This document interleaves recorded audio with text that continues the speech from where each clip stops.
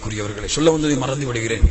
லா இலாஹ இல்லல்லாஹ் என்று கூறியிருந்தால், தாடியை வளர்ப்பது சுன்னா என்று தெரிந்திருந்தால், கேவலமாக அதை கருதினார். யாரு தாடி வச்சா? ரசூலுல்லாஹ் தாடி வச்சாங்க. யார் தாடி வச்சா? அபூபக்கர் ரலியல்லாஹு அன்ஹு தாடி வைத்தார்கள். யார் தாடி வைத்தா? உமர் ரலியல்லாஹு அன்ஹு தாடி வைத்தார்கள். அந்த முகத்திலே தாடி இருந்தது.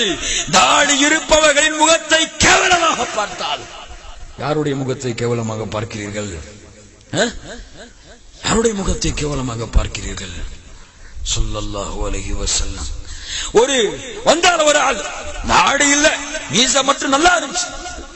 கேட்டாங்க அல்லாஹ்வுடைய தூதர், என்னப்பா தாடியை காணோம், மீசை மட்டும் இருக்கு. சொன்னாரு, என் எஜமானன், இந்த நாட்டில் உள்ள எஜமானன் கட்டளை விட்டான். நீங்க சொல்லுவாங்க நிறைய பேர், என் ஆபீஸ்ல சிலைக்க சொல்லிட்டாங்க, என்னுடைய காலேஜில் எடுக்க சொல்லிட்டாங்க, எங்க அம்மா அப்பா தாடி வச்சா வீட்டுக்குள்ள சேர்க்க மாட்டேன்ட்டாங்க, எடுத்துட்டேன். சொல்லுவாங்களா இல்லையா? அந்த மாதிரி ரசூலுல்லாஹ் அந்த தோழரும் அல்லாஹ்வுடைய தூதரே, என்னுடைய எஜமானன் சொன்னார் தாடி எடுத்து விட்டேன். அப்படியா? ஏன் முகத்தை பாரு, ஏன் முகத்தை பாரு, தாடி இருக்கு, மீசை கத்தரிக்கப்பட்டிருக்கு.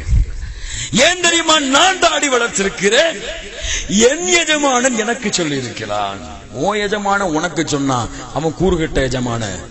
ஏன் ரப்புல் ஆலமீன் எனக்கு சொல்லி இருக்கிறான், தாடி வைத்திருக்கிறேன். அல்லாஹ்வுடைய தூதர் முஹம்மது ஸல்லல்லாஹு அலைஹி வஸல்லம் சொன்னார்கள், என் அன்பு வாலிப சமூகமே, ஈமானை இழந்து இஸ்லாமை இழந்து உன்னுடைய பெற்றோர்களுக்காக, கல்லூரிக்காக, மனைவிக்காக, ஆட்சிக்காக, அதிகாரத்திற்காக, அழகிற்காக அல்லாஹ்வுடைய தூதருடைய வழிமுறையை விட்டால், நீ சொல்லக்கூடிய லா இலாஹ இல்லல்லாஹ், நீ சொல்லக்கூடிய அஷ்ஹது அன்ன முஹம்மது ரசூலுல்லாஹ் அர்த்தம் இல்லாமல் ஆகிவிடும். வாலிபனே, அர்த்தம் இல்லாமல் ஆகிவிடும். புரிந்து கொள்.